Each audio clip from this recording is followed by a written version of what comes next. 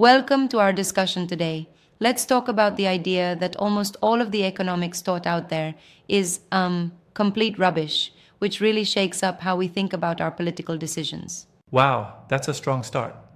So we're diving into the critique of mainstream economics that has, practically become the backbone of political decision making, right? Exactly. It's like when you look at the whole bundle of theories, everything from those overly neat world is certain approaches to the myth of Homo economicus, it all falls apart under real scrutiny. Yeah, right. And what really gets me is how those concepts like Homo economicus ignore actual human behavior. It's as if they assume we're these cold, hyper rational beings. Absolutely. It's like they forget we're messy, emotional, and unpredictable. A lot of us act more on impulse than on some perfect rational plan. And that ties into what Murphy seems to argue. Politics based on these so called economic models are doomed because they're built on assumptions that don't match reality. Yeah, exactly. When you realize that these theories, like the whole world is certain bit, rely on a kind of simplistic predictability, you're left wondering what the real world is telling us. Right, right. Can we talk about that section on heuristics a bit? I mean, those heuristic models, they try to simplify decision making, yet they miss the nuance of how decisions are actually made. For sure. It's like they're trying to turn a vibrant, complex human process into a neat set of checkboxes.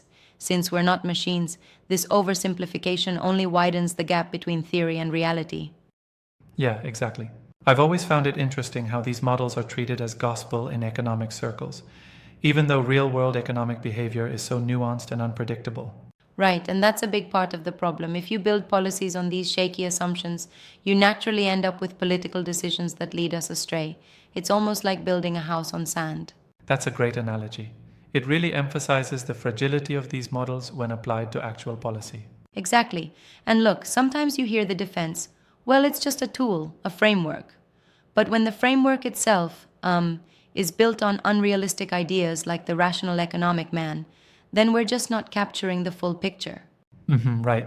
I get that, but I wonder if there's any merit at all in the basic idea of using economics to guide policies. If we just refine these models, maybe the core concept is valuable if it evolves, right? That's a fair point, and it's something critics do acknowledge. There's potential if you can incorporate more behavioral insights. However, the current teaching remains stubbornly outdated, almost like it's frozen in time, and that's what Murphy is really railing against. Yes, absolutely. So, the video really takes a stand.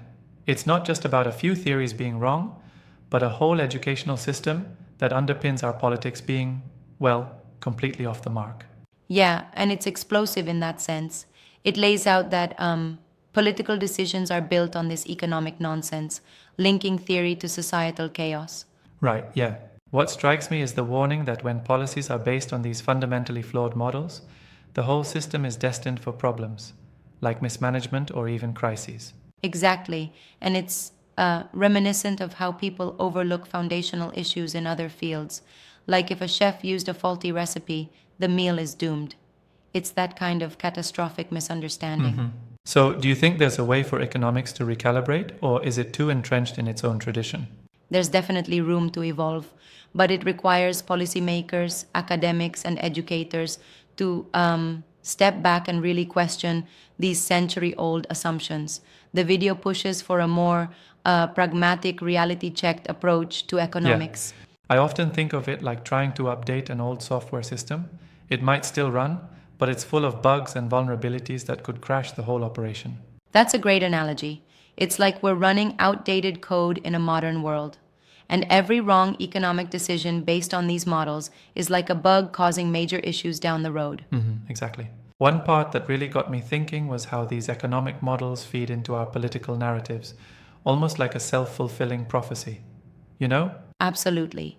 And that creates a vicious cycle.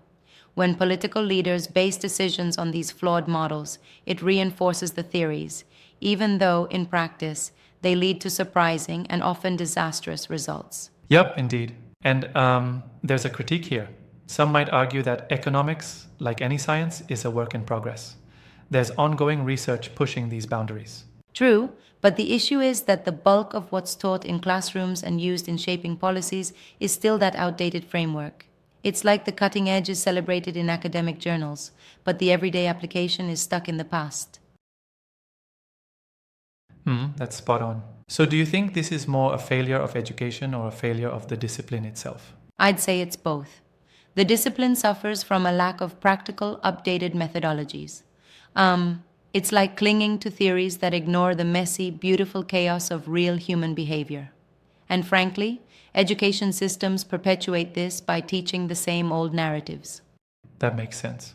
It's interesting because while some modern thinkers do incorporate behavioral economics, the mainstream still seems treading water with old assumptions.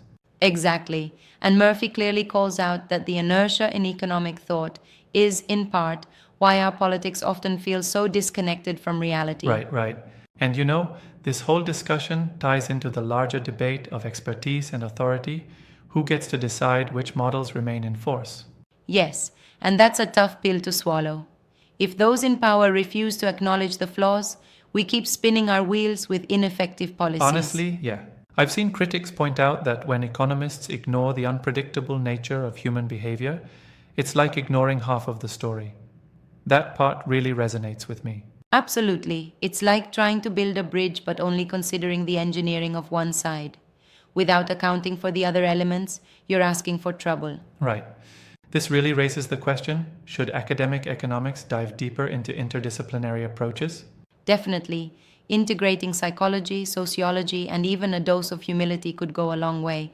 It's like taking our outdated math and adding a bit of art to it, more intuitive, more reflective of real life. Yep, that seems necessary. Speaking of which, have you heard from any of the academics who attempt to modernize these ideas? It's a mixed bag, isn't it? Yes, some are pushing the boundaries, but the prevailing curriculum still clings to these oversimplified models. It's like resistance to change. The inertia is just too strong. For sure.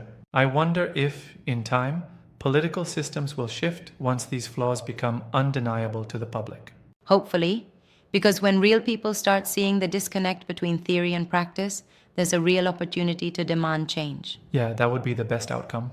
I must say, it's a bit eye-opening and a stark reminder that not everything taught in textbooks should be taken at face value. Absolutely. And it challenges us to continuously question established norms.